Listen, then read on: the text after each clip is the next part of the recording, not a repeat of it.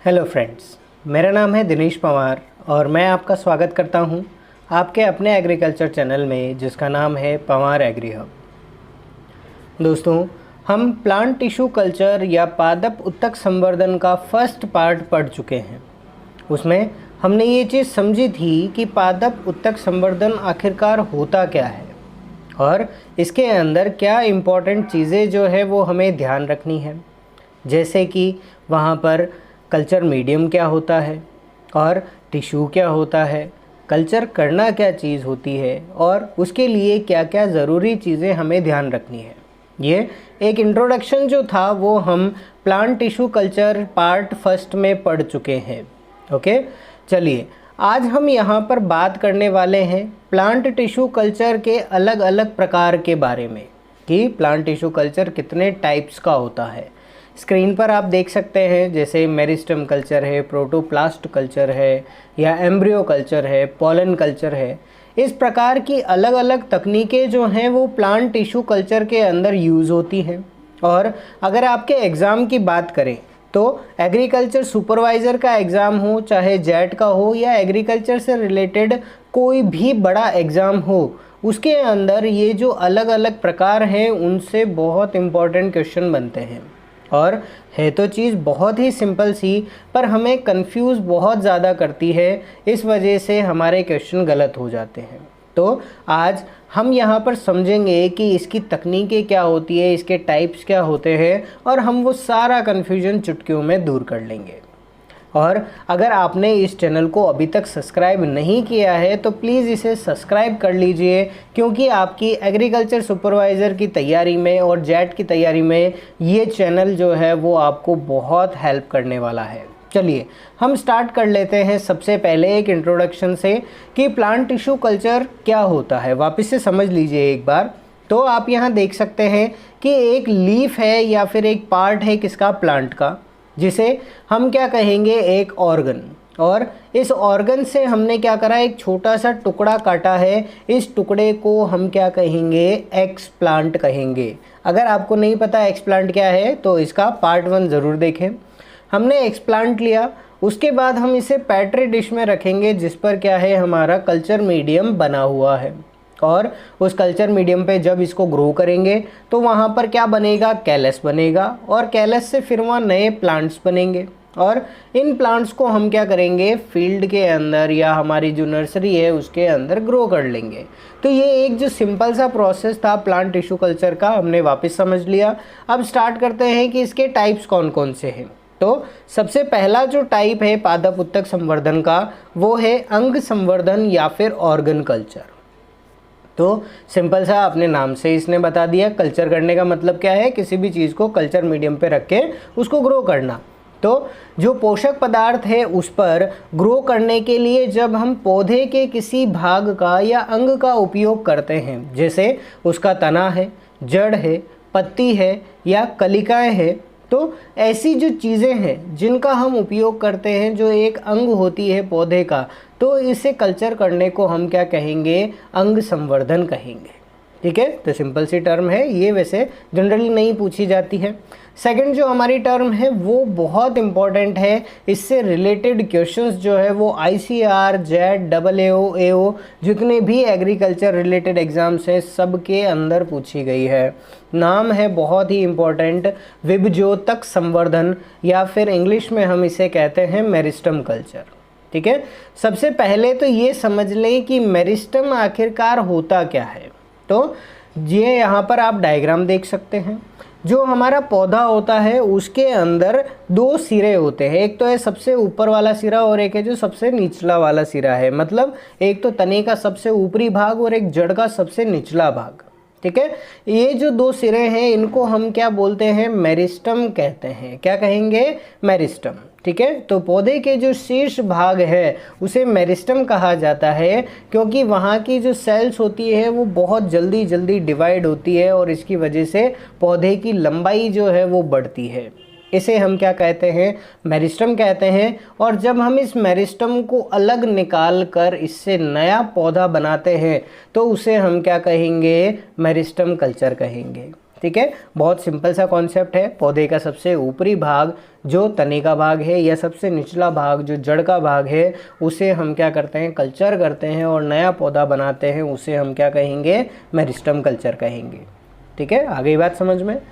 एक चीज़ हमें ध्यान रखनी है कि ये जो विधि है, ये जो हमारी टेक्निक है, इससे हम वायरस फ्री प्लांट्स बनाते हैं, वो भी वायरस इन्फेक्टेड प्लांट्स से। मतलब जिन पौधों के अंदर विषाणु का प्रकोप हो चुका है, उससे हम क्या करते हैं, विषाणु से मुक्त पौधों का निर्माण कर सकते हैं।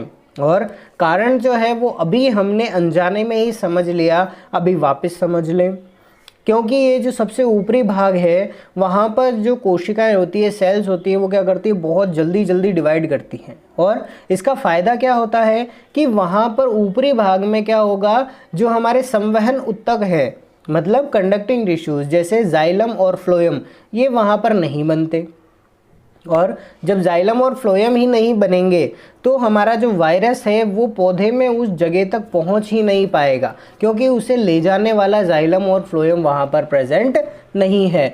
तो हम कह सकते हैं कि ऐसे पौधे जिनमें वायरस है, उसका जो सबसे ऊपरी भाग जो मेरिस्टेम है, वहाँ पर कोई वायरस प्रेजेंट नहीं होगा। और इसीलिए हम क्या करेंगे, सबसे ऊपरी भाग को कल्चर करेंगे, तो उससे हमें ऐसे पौधे मिलेंगे जो क्या है, वायरस फ्री है। तो ये क्वेश्चन पूछा जाता है कि वायरस फ्री प्लांट्स बनाने के लिए कौन सी टेक्निक का यूज़ करते हैं, तो आंसर क्या जाएगा, मेरिस्टेम कल्चर। ओके, एक डायग्राम के थ्रू आप यहाँ पर देख सकते हैं। इसके अंदर हमने सबसे ऊपर वाला पार्ट जो एपिकल पोर्शन जो हम कहते हैं, उसको क्या करा, हमने कट करा और इसको हमने स्टरलाइज करके क्या करा, कल्चर मीडियम पर रख दिया। तो हमने इसे as an explant use किया। इससे बाद में क्या बनेगा, यहाँ पर सेल्स डिवाइड होगी और कैलस बनेगा। ये प्रक्रिया हमने जो पार्ट 1 है प्लांट टिश्यू कल्चर का, उसके अंदर समझी है। ओके, कैलस है, उस कैलस के अंदर दो चीज़ें होंगी, एक होगा राइजोजेनेसिस और एक होगा कैलोजेनेसिस। ये दोनों टर्म्स भी हम पार्ट 1 के अंदर समझ चुके हैं। ठीक है, जब राइजोजेनेसिस और कैलोजेनेसिस हो चुका है तो उसके बाद हमारा एक नया पौधा है वो बन जाएगा। अगर आपको यहाँ पर टर्म्स को समझने में कोई भी दिक्कत हो रही है तो आप पिछले वीडियो पर जाइए पार्ट 1 पे और उसे अंत तक देखिए, अच्छे से देखिए। आप वहाँ पर ये सारे टर्म्स जो आपके लिए इम्पोर्टेंट है एग्ज़ाम में, वो सब समझ जाएंगे। ठीक है, चलिए नेक्स्ट हम बात करें। यहाँ पर हमारी जो अगली टर्म है उसे हम कहते हैं एम्ब्रियो कल्चर। क्या कहेंगे, एम्ब्रियो कल्चर। और हिंदी में बात करें तो क्या कहेंगे, भ्रूण संवर्धन। ठीक है, एम्ब्रियो कहाँ होता है ये आप सभी जानते हैं, एक डायग्राम के थ्रू हमने यहाँ पर बताया भी है कि जो बीज है, इस बीज के अंदर क्या होते हैं, मेनली 3 पार्ट्स होते हैं। हम सीड वाले पार्ट में इसे डिस्कस कर चुके हैं। हमारा जो वीडियो है सीड का, उसके अंदर आप देख सकते हैं, हमने यहाँ पर ये चीज़ डिस्कस करी है। सीड के 3 पार्ट है, एक तो है एम्ब्रियो, एक है एंडोस्पर्म और एक है सीड कोट। ठीक है, तो ये जो हमारा एम्ब्रियो है, इसको हम क्या करते हैं, यहाँ से निकाल कर और फिर इसको कल्चर मीडियम पर ग्रो करेंगे और इससे जो नया प्लांट बनेगा, तो ये पूरी जो हमारी प्रोसेस हो गई उसको हम क्या कहेंगे, एम्ब्रियो कल्चर। मतलब किसी भी परिपक्व या फिर अपरिपक्व भ्रूण से उसको अलग करके और कृत्रिम जो हमारा पोषक पदार्थ है कल्चर मीडियम, उस पर ग्रो करने से नए पौधे का निर्माण होता है, तो उसे हम क्या कहते हैं, भ्रूण संवर्धन कहते हैं। ठीक है, अब एक चीज़ आती है भ्रूण बचाव, उसे यहाँ पर समझ लीजिए। इसे हम इंग्लिश में बोलते हैं एम्ब्रियो रेस्क्यू। ठीक है, तो कई बार क्या होता है कि जो बीज हैं उनमें जो एम्ब्रियो प्रेजेंट होता है वो कई बार मैच्योर होते ही खत्म हो जाता है, नष्ट हो जाता है। ठीक है, कारण क्या होता है कि उनके जो पेरेंट्स है, जिस सीड से वो, जिस अलग अलग सीड से वो बना हुआ है, वो दोनों सीड बहुत अलग अलग होते हैं। ठीक है, तो जब भी उनसे वापस नया जो सीड बना उनके क्रॉस से, तो उसके अंदर एम्ब्रियो जो है वो वीक होता है। ठीक है, तो जैसे ही वो मैच्योर होगा और मैच्योर होकर जब ग्रो करने की कोशिश करेगा, तो वो क्या करता है, वहाँ पर कुछ एंजाइम्स की वजह से नष्ट हो जाता है। ठीक है, तो ऐसे एम्ब्रियो को हम क्या करते हैं, इमैच्योर स्टेज में, अपरिपक्व अवस्था में ही हम सीड से निकाल लेते हैं और उसको अलग से ग्रो कर लेते हैं। ठीक है, तो हमने क्या करा, उस भ्रूण को वहाँ पर मरने से या फिर उसको नष्ट होने से हमने बचा लिया। इसी को क्या कहा जाता है, भ्रूण बचाव या फिर एम्ब्रियो रेस्क्यू। ठीक है, तो ये सिंपल सी टर्म है, याद रखिएगा। भ्रूण बचाव है वो अपरिपक्व भ्रूण में किया जाता है, परिपक्व भ्रूण में नहीं किया जाएगा। चलिए नेक्स्ट हमारी जो टर्म है वो भी बहुत इंपॉर्टेंट है, इसे भी अच्छे से समझ लीजिए। ये क्या है? जीव द्रव्य संवर्धन या फिर प्रोटोप्लास्ट कल्चर। तो सबसे पहली चीज़ तो ये है कि प्रोटोप्लास्ट आखिरकार होता क्या है, ठीक है। कई लोग जो है इसे साइटोप्लाज्म से या फिर प्रोटोप्लाज्म से क्या करते हैं, इसको कंफ्यूज कर लेते हैं। तो वहाँ कन्फ्यूजन की कोई जगह हमारे पेपर में नहीं होनी चाहिए, सीधा बिल्कुल स्ट्रेट समझ लीजिए। प्रोटोप्लास्ट का मतलब होता है कोशिका भित्ति रहित कोशिका। मतलब जो हमारी सेल वॉल होती है प्लांट सेल की, जब हम उस सेल वॉल को हटा देंगे तो बाकी बची हुई जो चीज़ है, मतलब न्यूक्लियस, साइटोप्लाज्म और प्लाज्मा मेम्ब्रेन, इन सभी को मिलाकर हम क्या कहते हैं? प्रोटोप्लास्ट कहते हैं। क्या कहेंगे? प्रोटोप्लास्ट। तो बहुत सिंपल सी टर्म है, इसमें कहीं भी कन्फ्यूजन नहीं होगा आपको। कोशिका में से कोशिका भित्ति हटा दीजिए, बची हुई चीज़ क्या है? प्रोटोप्लास्ट है, ठीक है। और प्रोटोप्लास्ट जो है इसे हम क्या करते हैं? ग्रो करते हैं कहाँ पर? कल्चर मीडियम पर, और फिर उससे नए पौधे का निर्माण करते हैं, ठीक है। तो किसी भी कोशिका के जीव द्रव्य को पोषक पदार्थ पर संवर्धित करके नए पादप बनाने की जो प्रक्रिया है उसको क्या कहा जाता है? प्रोटोप्लास्ट फ्यूजन कहा जाता है, ठीक है। इसको हम प्रोटोप्लास्ट कल्चर कह सकते हैं। चलिए नेक्स्ट हम बात करते हैं इसके अंदर हमारा जो अगला टर्म है पराग संवर्धन की। ये भी एक बहुत इंपॉर्टेंट टर्म है, इससे भी क्वेश्चन पूछे हुए हैं एग्जाम के अंदर, तो समझ लें। पराग संवर्धन को हम इंग्लिश में कहते हैं पॉलन कल्चर। और पॉलन ग्रेन्स या परागकण क्या होते हैं वो तो आपको पता ही है, ओके। तो हमारा जो प्लांट होता है उसके अंदर जो फ्लावर है, उस फ्लावर में जो मेल पार्ट है उसके जो स्पोर्स होते हैं उसको हम क्या कहते हैं? पॉलन ग्रेन्स कहते हैं, ठीक है।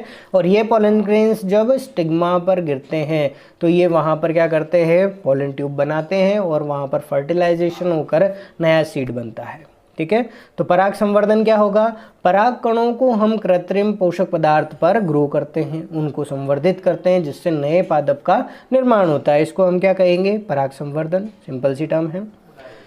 सेकंड है कि पराग संवर्धन जो है उसकी खोज किसने करी थी? तो दो साइंटिस्ट के नाम है, याद रखने हैं। ये प्री पीजी जो है होता है हमारा जेट के अगले लेवल का एग्जाम, उसके अंदर पूछा हुआ है, तो ध्यान रखें। पराग संवर्धन की खोज किसने करी थी? गुहा और महेश्वरी, ठीक है। इन्होंने 1966 में प्याज के जो पौधे हैं उनके अंदर इन्होंने पराग कणों से सबसे पहले संवर्धन किया था, ठीक है। चलिए उसके बाद हम बात करें कि पराग संवर्धन इम्पॉर्टेंट क्यों होता है। तो एक बहुत ही सिंपल सी टर्म है, वो हमें ध्यान रखनी है कि जो पराग कण होते हैं उनकी प्लॉइडी या फिर उनकी गुणिता क्या होती है, ठीक है। अगर आपको नहीं पता है तो याद से सुन लीजिए आराम से।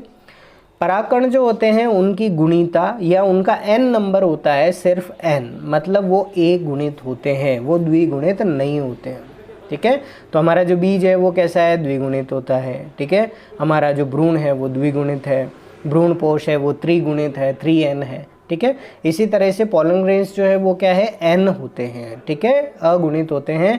इसलिए इनसे बनने वाले जो पौधे हैं उनमें जो n नंबर रहेगा वो भी सिंपल n ही रहेगा, वो 2n नहीं हो सकता।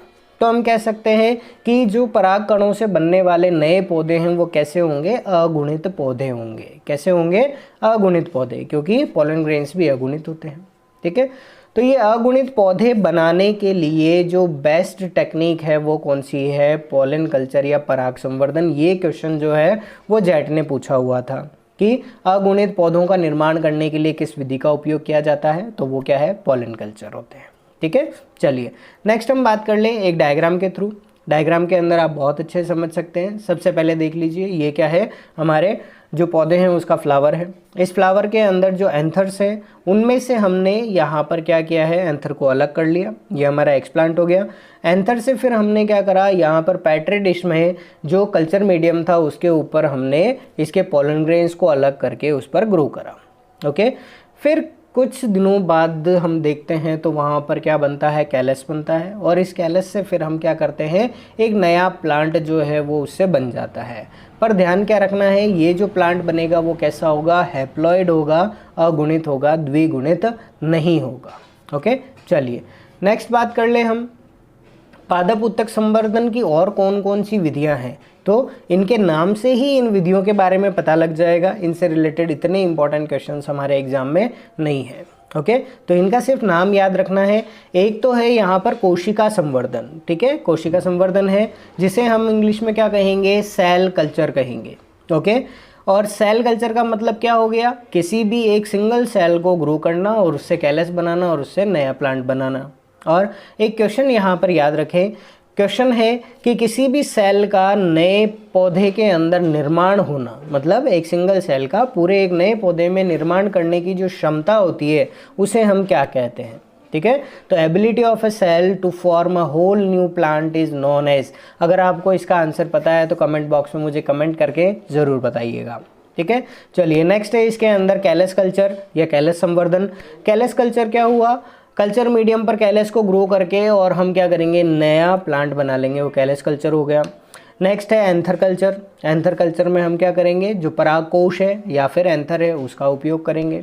और लास्ट जो है हमारे पास वो क्या है, इसके अंदर हमारा इसमें ओवेरी कल्चर या फिर हम उसको कह सकते हैं इसके अंदर अंडकोश संवर्धन, ठीक है, या अंडाशय संवर्धन।